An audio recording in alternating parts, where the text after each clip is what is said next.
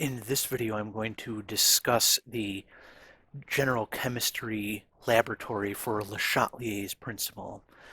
And so in general chemistry 1, we essentially learned that if we take some species A plus B and we react it, we can get some species C plus D. And we use this arrow here, which tells us essentially that this reaction goes in one direction and then it stops. But now we've learned, in fact, that the reverse direction can actually happen. And so we use these double arrows like this. And so when the reaction is no longer going in either direction, then we are at equilibrium. So the forward reaction is occurring at the same rate as the reverse reaction. And so we end up with stable concentrations of all the species here.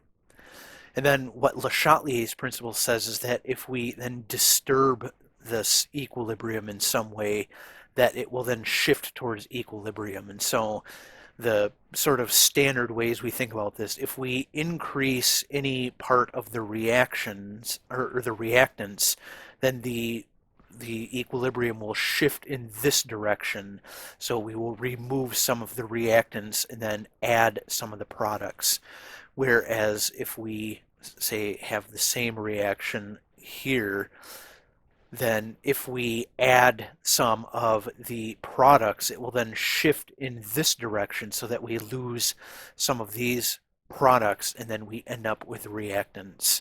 And similarly, if we have the same reaction here, A plus B going to C plus D, if we remove any of these reactants, then the equilibrium will shift in this direction. And so some of the products will go away in order to regain those reactants that we took away. And similarly, just for completeness here, we have our A plus B going to C plus D, so that should be a D. If we remove some of the products, then the reaction will shift in this direction. And we can also do this with heat as well. So we can think of heat as a reactant or product. So we have A plus B going to C plus D. So if we add plus heat here, we can think of this as a reactant that's sort of shifting the equilibrium that way. And similarly, we can have something like A plus B going to C plus D. We could add heat to this side. Uh, well, I guess you can't really add heat to a side, so probably a better way to think about it is if we are cooling this down, so taking away heat from this reaction, then this will also shift the reaction into that direction. And so in this lab, we will be looking at Le Chatelier's principle under a few different conditions. And so this lab is done in essentially 5 parts. And so the first part is looking at the reaction of iron 3 plus and thiocyanate here, becoming this iron 3 thiocyanate here. And so what we do in this first part is we have essentially 3 test tubes here. So we add sort of equal parts of the Fe3 plus and the SCN minus here into one test tube, and we observe the color change for that. We add it to the other 2 as well, but then in this one we will add more Fe3 plus, and so we're adding more reactants to that one.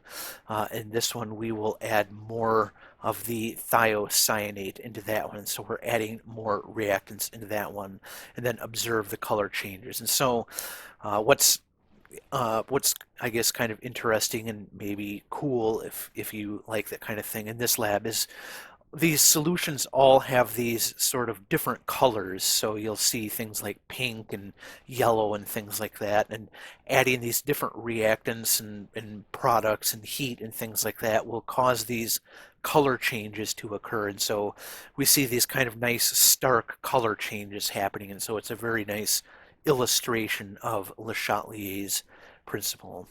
And so that's sort of the first part of the lab. Then in the second part, we will be looking at this nickel and this ammonia here reacting.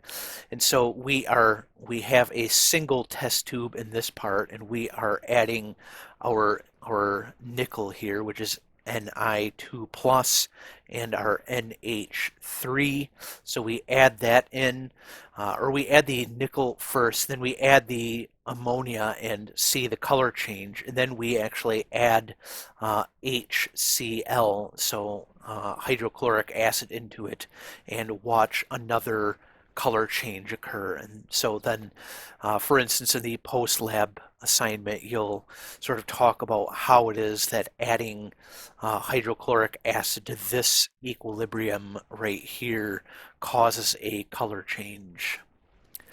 So then in the next part, in the third part here, we will be looking at methyl orange, which is this IN here. So that IN is just for indicator right there. And so we are looking at that when we add HCl and NaOH. So we add water, we add H2O and our indicator into our test tube. Then we will add HCl to it, HCl, and see how that causes the color to change. Then after we add the HCl, we will add NaOH. We will add NaOH to it, so that's a base, and then we will see how that causes the color to change.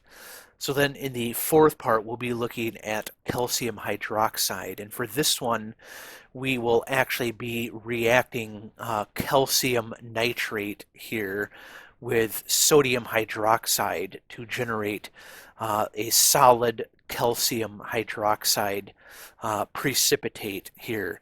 And then we will use what's called gravity filtration to actually extract the calcium hydroxide, which is solid. And so we pour our solution. So it won't actually look like this. I just pulled this from Google Images, but this is essentially the process of gravity filtration, where we have our solution here, we pour it through the filter paper here, and so the solution will run through the filter paper where our precipitate will collect in the filter paper. Then we'll actually take that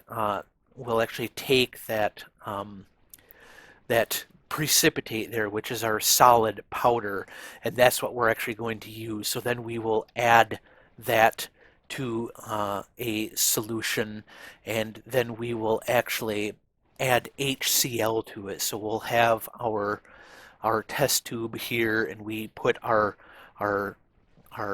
calcium hydroxide into it along with water, so H2O. So we put that in there. Then the next thing we do is we add HCl to it. We observe the color change. Then we add NaOH into it and observe the color change from that. And so, yeah, like I said, this part requires this gravity filtration step here, which can be a little bit time consuming. So the procedure here actually says that you can start that and then sort of go on to the next part of the laboratory while that gravity filtration is occurring. And so that fifth part, so the last part here, is looking at this cobalt with chloride here. And so this is actually adding heat, and so we'll actually be adding heat in this part. And so in this one, we need to set up our ring stand with the heater and so on. And so we'll add our cobalt nitrate to it, then we add our HCl to it. So we're adding cobalt nitrate, then plus our HCl to it, and then we're going to heat that up, and that will cause this reaction to occur here, and we end up with this cobalt chloride species right there. And so we will observe the change in color for that. And then we will then sort of take away heat in the next part. And so for that one, it will be essentially cobalt 2 plus, or actually it'll be the cobalt Cl4 2 minus, and we'll be sort of subtracting heat. And so that will be in equilibrium, and we'll observe the color change from that. And so those are the 5 parts of this lab for the Le Chatelier's principle. So each part shouldn't take too long.